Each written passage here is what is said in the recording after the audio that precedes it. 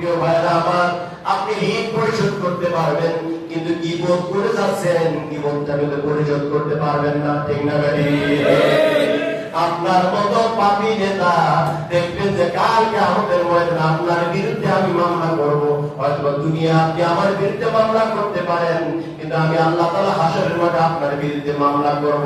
আপনি কত বড় নেতা, কত বড় মৌলভী আর কত বড় হাজী সাহেব, কোন রাস্তা দিয়ে আপনি জান্নাতে যান সেটা আমি রবিউল ইসলাম দেখবো। ঠিক না বেটি? আমি মুসলিমদের সামনে বলে গেলাম, এরপর থেকে যদি এই এলাকায়, কাশিমপুর এলাকায় আমার নামে কেউ যদি গীবত করে, তহমত দেয়, আমার বিরুদ্ধে কথা বলে, ভাববেন এটা বাংলাদেশের জাতীয় মুনাফিক। ঠিক না বেটি? তারে কোনো নাম ধরে ডাকার দরকার নাই। সে যদি আব্দুল সালাম হয়, আব্দুল রাজ্জাক হয়, নাম ধরে ডাকবে, ওকে বলবে জাতীয় মুনাফিক, মুনাফিক বলে আখ্যায়িত দিবে। ঠিক না বেটি? প্রিয় ভাইয়া, খরচ অনুরোধ করি, কষ্ট নেবেন। আমি কষ্ট পাই, কষ্ট পাই। আমি আপনাদের ভালোবাসি, অন্তর থেকে ভালোবাসি।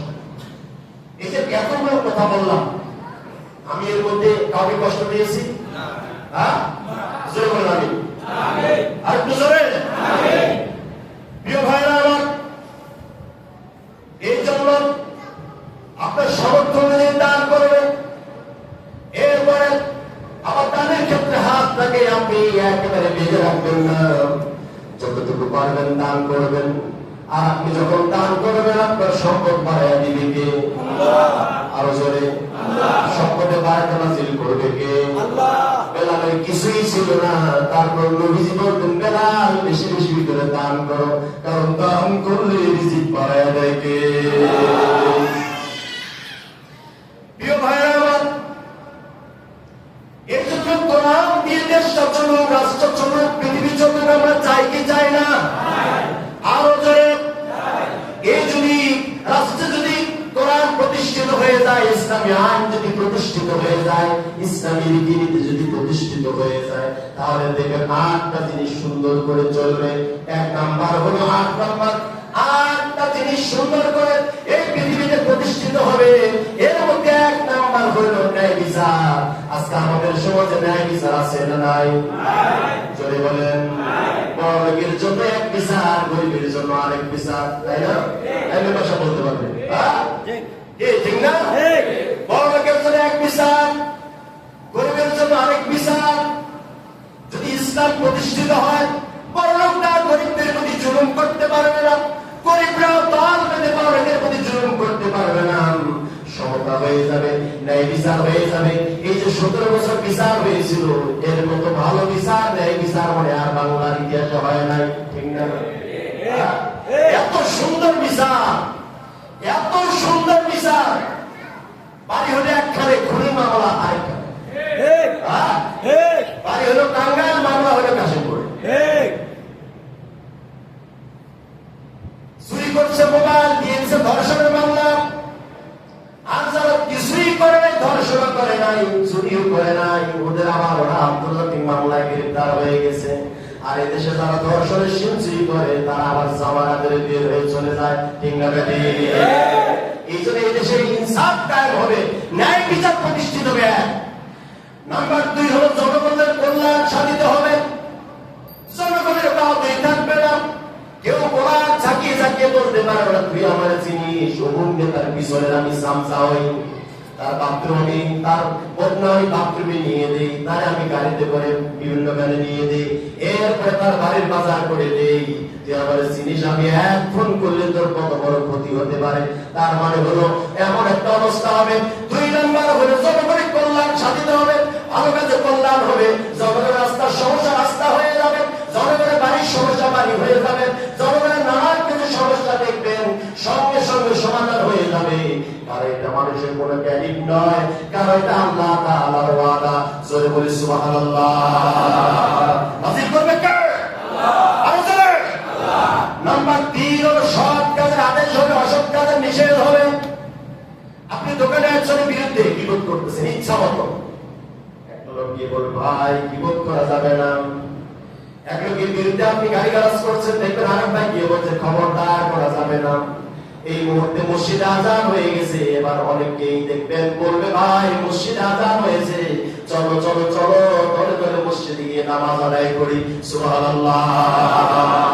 যখন তুমি এলাকা 70, 80, 90% নামাজি হয়ে যাবে, তখন এই 10% মানুষ আর ঘরে বসে থাকবে না, ও লজ্জায় মসজিদে এসে নামাজ আদায় করবে। ঠিক কিনা? আল্লাহ কবুল করে। জোরে বলি আমিন। অন্যায় কাজ থেকে বাধা দিবেন, সৎ কাজ থেকে সবাই এগিয়ে আসবেন। যেই কাজই হোক না কেন, সন্তান একটা এলাকার মেয়ের বিয়ে, টাকা নাই পয়সা নাই, বিয়ে দেওয়ার মধ্যে অ্যাবিলিটি নাই, দেখবেন সকলে সহযোগিতা করে মেয়েটার বিয়ে দিয়ে দিবে। এরপরে দেখবেন একটা গরিব সন্তান পড়ালেখা করতে পারছে না, সকলে মিলে সাহায্য সহযোগিতা করে তারা ভালো স্কুল করে, মাদ্রাসায় পড়ার সহযোগিতা করবে। এই যে ইসলাম যদি প্রতিষ্ঠিত হয়, তার সৎ কাজের আদেশ থাকবে, অসৎ কাজের নিষেধ থাকবে। জুয়া চলবে না, অন্যায় চলবে না, দাওয়াত চলবে না, কেরাম চলবে না, গুটি চলবে না, সুদ চলবে না, ঘুষ চলবে না, মারামারি চলবে না, অন্যায় চলবে না, তার কাছ থেকে চাঁদাবাজি চলবে না। যদি সৎ কাজের আদেশ অসৎ কাজের নিষেধ যদি সমাজে প্রতিষ্ঠিত হয়, তারা সুদখোর, ঘুষখোর, মদখোর, জুয়াখোর আর বাটপাররা এই জমি তাদের জায়গা থাকবে না। ঠিক না বেটি? অবশ্যই তা 14 বছরের সেই জালিমদের মতো নবুর বাড়ি দিল্লিতে গিয়ে পড়বে। ঠিক না বেটি? 3-4 নম্বর হলো আল্লাহর সার্বভৌমত্ব প্রতিষ্ঠিত হবে। কার? আল্লাহ। মসজিদটা কার? আল্লাহ। আমি কার? আল্লাহ। আপনারা কার? আল্লাহ। শুকর করে কার? আল্লাহ। আরো জোরে আল্লাহ। এই জন্য আল্লাহ রাব্বুল আলামিন বললেন, সব কাজে শুধু গান নাচ হবে না, ডিজে পার্টি হবে না, ফাইজলামি হবে না, অশ্লীলতা হবে না, এরপরে অন্যায় যত বাবাচার কাজ হবে না। আপনি দেখবেন সবখানে শুধু যেখানে যাবেন আল্লাহর জিকির, যেখানে যাবেন আল্লাহ তাআলার প্রশংসা, সবখানে ভালো কাজ হবে। আর আল্লাহ তাআলার সার্বভৌমত্ব যদি প্রতিষ্ঠিত হয়, এই পৃথিবীতে আর কোন স্বৈর শাসক, নমরুদ, ফেরাউন, জালিমরা আর কোনদিন তৈরি হবে না। ঠিক না বেটি? আমরা জালিম চাই না, আল্লাহর শাসন চাই। আরেকটু জোরে বলো আল্লাহ কবুল করে। জোরে বলি আমি। আল্লাহ তাআলা এরপর বলে শরিয়া ভিত্তিক শাসন প্রতিষ্ঠিত হবে। কেউ যদি জেনা করে, তাহলে এলাকার পাতি নেতা টাকা পয়সা খেয়ে এই বিচার 2 রকম করতে পারবে। কেউ যদি জেনা করে, যদি বিবাহিত হয় এক শাস্তি, অবিবাহিত হলে আরেক শাস্তি। এই জন্য 2 নম্বরে করার কোনো সুযোগ নাই। কেউ যদি চুরি করে, সে কি পেটের দায়ে চুরি করছে নাকি টাকা মেরে কলমের ভোট দিয়ে চুরি করেছে? আমরা 17 বছর দেখেছি, স্বাধীনতার পর থেকে আসছি, যারা শিক্ষিত জন এরা কলমের ভোট দিয়ে টাকা মেরে আবার নিজেরা আবার ফুলের গোড়া মালায় দিয়ে স্টেজে উঠে, আর যারা ছোটখাটো পেটের দায়ে চুরি করে তাদেরকে এই জমিনে শাসন করা হয়। ঠিক না বেটি? এই জন্য যারা চুরি করবে উভয় অপরাধ সমান হবে। যার যত চুরির অপরাধ, তার বিরুদ্ধে তত ব্যবস্থা হবে। বারবার চুরি করবে যে দালালরা চুরি করছে দেশের টাকা, তাদের হাতের জমিয়ে বাইতুল মুকাররমের সামনে দিবালোকে কেটে দেওয়া হবে। ঠিক না? এটাই তো চাই আমরা, এটাই চাই। কার কথা, কোন দলের কথা ধান্দাবাজি করা, দালালি করা আমি করি না এখানে, কারণ দালালি করি নাই।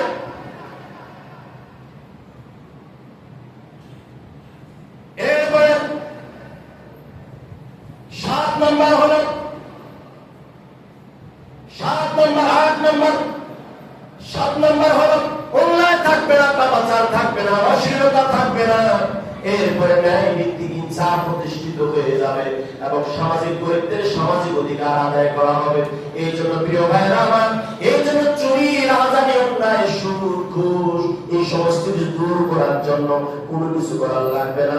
আজকেও বলছি, বারবার বলবো, সব সময় বলবো, এতটুকু মাথায় রাখেন। রাজনীতি বাদ দিয়া, রাজনীতি টেনশন বাদ দিয়া, কোরআনের কথাগুলো নিজের অন্তরে ধারণ করেন, দিনটাকে গরম করেন, করে একটু চিন্তা করেন। যদি আপনি কোরআনের রাজ কায়েম হয়ে যায়, শুধু আমি মৌলবী ভালো এখান থেকে সার্ভিস পাবো না, আমি মৌলবী এখান থেকে টাকা পয়সা ইনকাম হবে না, তো আমি মৌলবী বিশাল গাড়ি বাড়ি হবে না, যারা নামাজ পড়ে তাদের গাড়ি বাড়ি হবে না। দেখবেন সাধারণ একটা হিন্দু মানুষও এই দেশে শান্তিতে থাকবে। সুবহানাল্লাহ।